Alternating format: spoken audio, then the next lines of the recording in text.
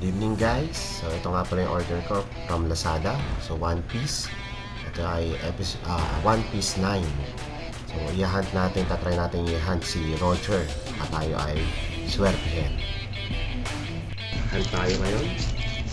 So kung ito ay 9, syempre ang hanapin natin ay si Roger.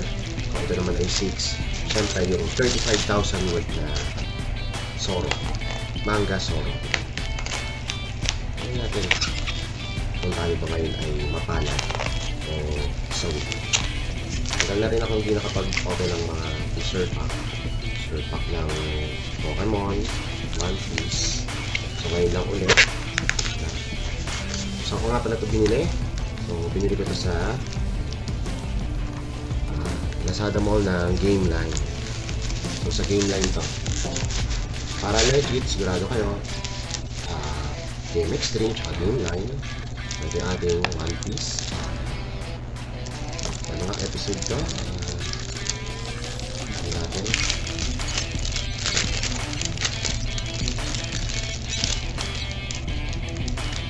Okay, thank you nga pala sa pa-sticker ng Game Line. Ayan, may pa-sticker pa sila. Okay, so tara tayo dito. Episode 9, so OP9. Okay, so pag OP9 ang hunt natin, syempre si Roger. Sana ay pala rin tayo. Isa-isayin muna natin. Isa natin dito sa pack na ito. Minsan pag nanonood ako ng mga nag-open ng mga pack, tapos nakapit ako yung mga nabubuksan nila, mga god pack, nakakaingit. Diba? Tingnan muna natin ang ating common. Okay. Ayan na.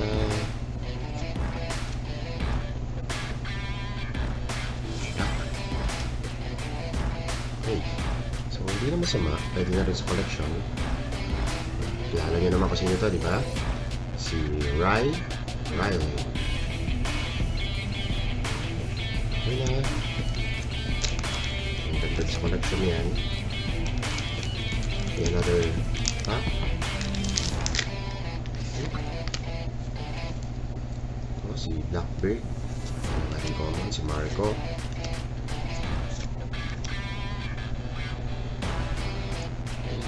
And ang ating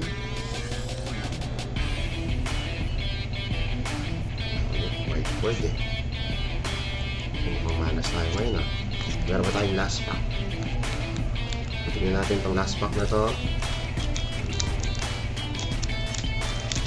Win or